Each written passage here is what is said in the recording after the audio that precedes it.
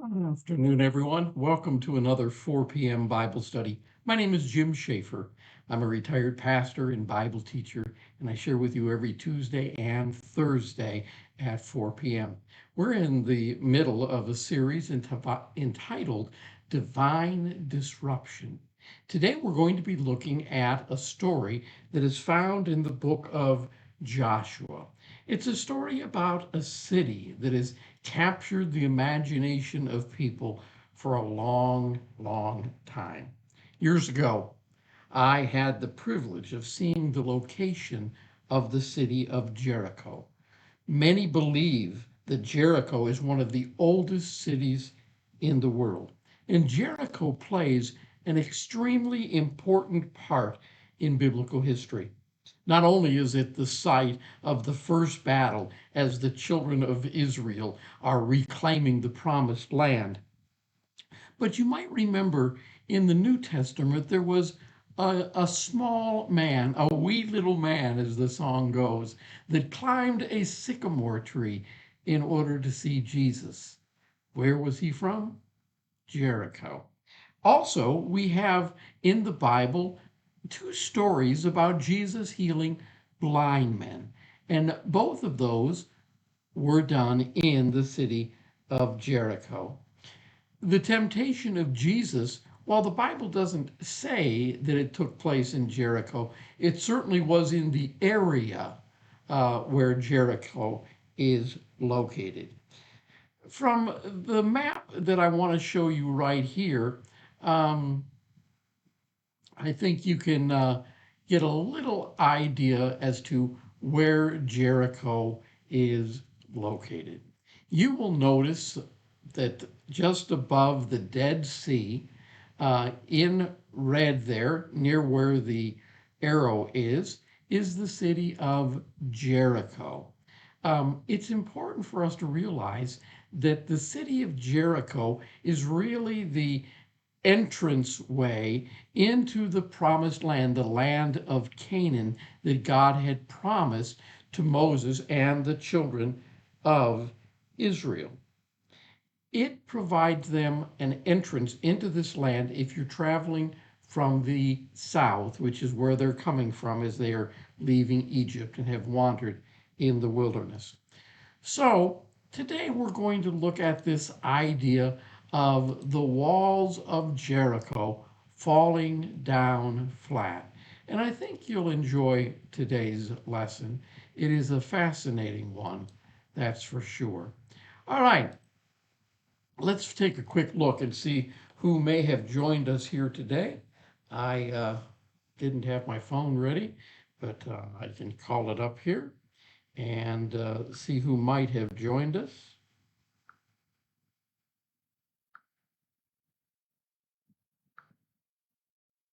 If you are with us today uh, live, welcome. I'm glad that you're here. If you're watching this after the fact, since we record every single Bible study and it's placed on Facebook and on YouTube, maybe you're watching one of those. And if so, welcome. I'm glad that you're here. Please drop me a note in the comments and let me know that you're here. And let me know if you're enjoying this series. So I'm taking a look here. I don't see any viewers here yet, and that's perfectly fine. I know many will be joining us. So let's go ahead and jump in. The children of Israel, at this point in time in history, have spent 40 years wandering in the wilderness because of their sin. Now, they had refused to believe the report that the spies brought back. Joshua had come back and had stated that the land was conquerable, that they should take advantage and conquer the land.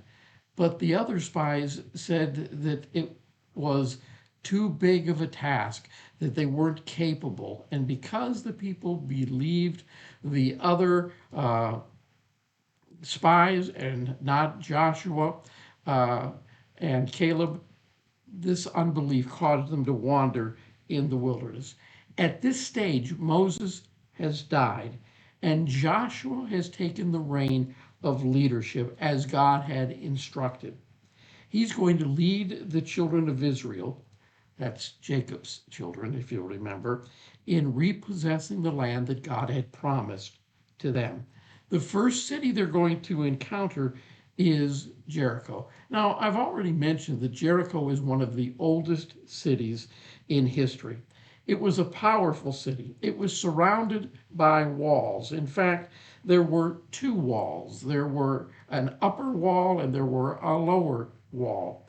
The area within the upper wall was approximately 6 acres in total area, and the walls themselves were about 13 feet high and 6 feet thick. There was a watchtower, and that watchtower, the Tower of Jericho, was 28 feet high. Now, they're not certain what that tower was used for, whether it was simply a symbol that demonstrated their power or if it had some strategic position, probably a watchtower of some sort. But the entire area of Jericho was probably somewhere in the area of 9 to 10 acres. It was an extremely fortified city and really an unusual choice as the site for the first battle by this young nation, these Israelites, as they will come to be called. And yet, they take on the city of Jericho. And that story is found in the book of Joshua in chapter 6. So let's take a quick look at our text for today. We are told, starting in verse 1, God told Joshua, have 7 priests carry trumpets of ram horns in front of the Ark of the Covenant. And on the seventh day, march around the city 7 times with the priests blowing the trumpets. When you hear them sound a long blast on the trumpets, have the whole army give a shout. Then the walls of the city will collapse and the army will go up, everyone straight in.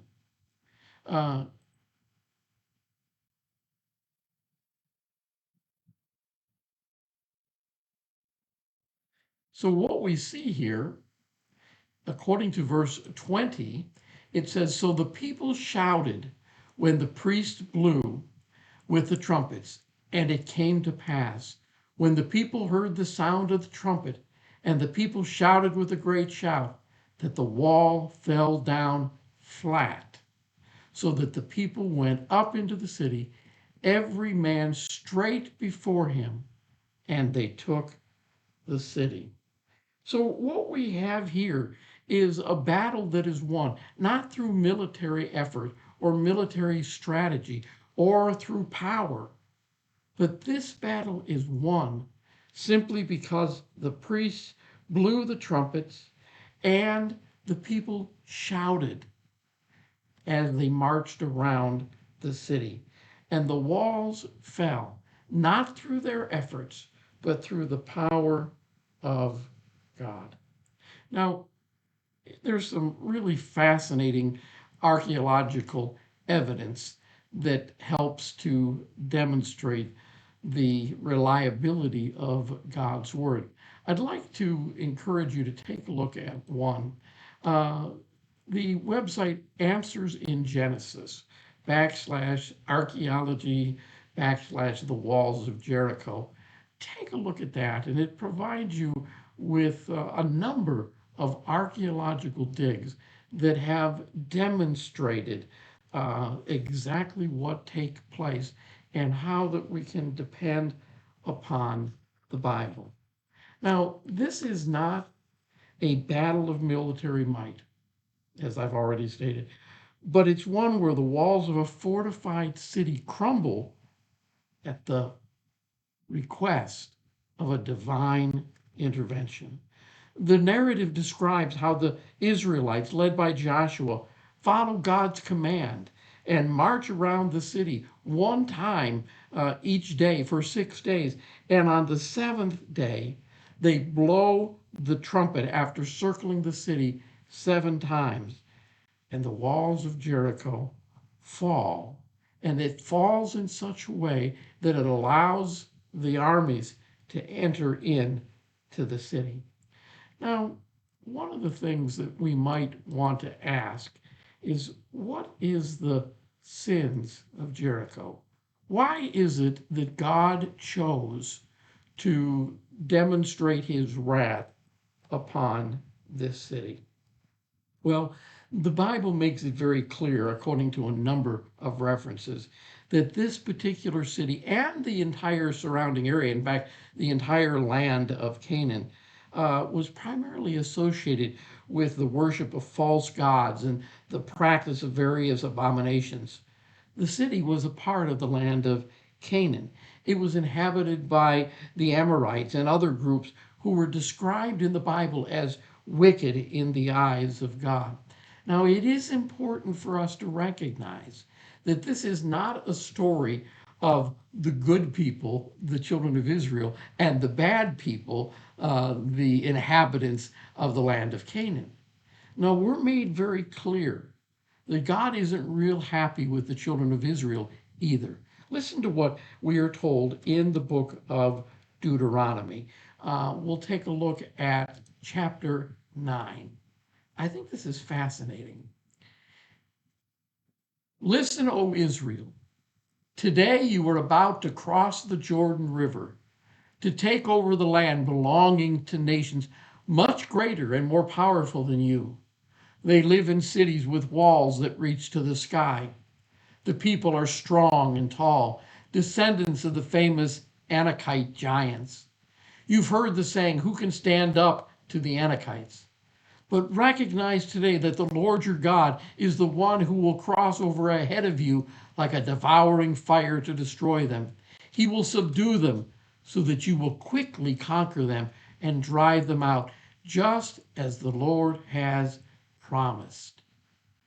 He then goes on and he says, after the Lord your God has done this for you, don't say in your hearts, the Lord has given us this land because we're such good people.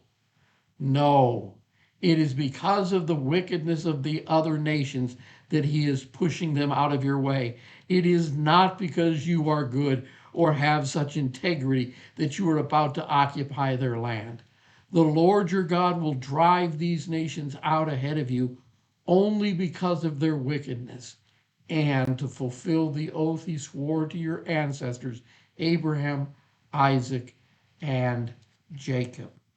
It is making it very clear that God is not happy with the children of Israel, but he is giving them this land because he promised it to their forefathers.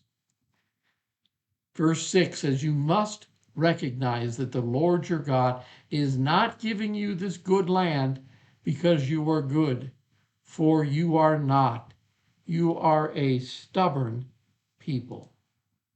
So we see here this idea that God is bringing judgment upon the people of Jericho. But it is also a warning to the children of Israel that they better change their ways as well. It's interesting because Leviticus chapter 18 gives us some additional information. It gives us a little overview of the sins of Jericho and the entire land of Canaan. In Leviticus 18, verse 2, it reads, so do not act like the people in Egypt, where you used to live, or like the people of Canaan, where I am taking you. You must not imitate their way of life. So what were the sins of those people? Idolatry, immorality, sexual perversion, child sacrifice, and much, much more. In Leviticus 18:24, we're told, do not defile yourself in any of these ways, for the people I am driving out before you have defiled themselves in all these ways. Because the entire land has been defiled, I am punishing the people who live there. I will cause the land to vomit them out. Again, it's important for us to realize that this victory happens not because the Israelites were stronger and not because the Israelites were more moral or better, but simply because God is judging the people who live there. The account of Jericho stands as a testament to the belief in divine disruption, a direct intervention by a higher power in human affairs. It serves as a reminder that in the face of insurmountable odds, faith and obedience to the divine will can lead to a miraculous outcome. Well, I want to talk to you for just a few minutes about what we can learn from the Battle of Jericho. There are a number of things that I think are very important for us to realize. Number one, we're to follow God, even if the journey seems impossible or unexpected. The Israelites' unwavering adherence to God's specific instructions, despite how unusual and even how absurd they might have seemed, teaches us the importance of faith and obedience. I mean, this is no way to win a battle, is it? To march around the city, to blow trumpets? What's that going to do but irritate the enemy? But when they obeyed God, the miraculous happened. That brings us to point number two. God is purposeful, not random. God did not instruct Joshua and his army to storm the city upon arrival. He had meticulous steps for them to take to achieve the desired outcome of victory. They were to march around the city on the first day, on the second day, on the third day. Can you imagine what must have been going through the minds of the people as they're marching around the city for the fourth day and the fifth day and the sixth day, and nothing has happened?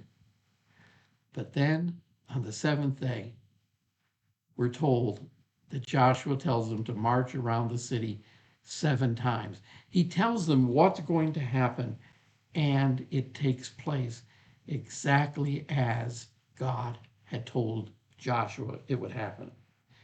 It brings us to point 3, and that is we are not sufficient in and of ourselves.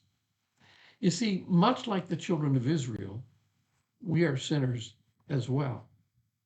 God is not saving them because of their goodness. God is saving them because of his grace. God is extending to us his grace. We are not saved because we are better than everyone else. We are saved because we have called upon God. We need God. The children of Israel needed God. The Israelites could have marched around the walls of Jericho 1,000,000 times. They could have blown 1,000 trumpets. They could have shouted until they lost their voices. But without God's power, the walls of Jericho would have never fallen. You and I, we're not entirely self-sufficient. We need God. We need God to win our battles, to empower us, to love others, to overcome obstacles, to make a lasting impact upon the world. We need God in our friendships, in our careers, in our marriages, in our families. We need God. When we're tempted to think otherwise, we need to look back to this story, and we need to see that we do need God in all areas of our life. Number 4, obedience to God matters. If the Israelites had resisted the instructions given by God to Joshua, the walls would have never come down. The Israelites would have been lost. They would have been forced out of the promised land. Their obedience to God matters, and our obedience to God still matters today.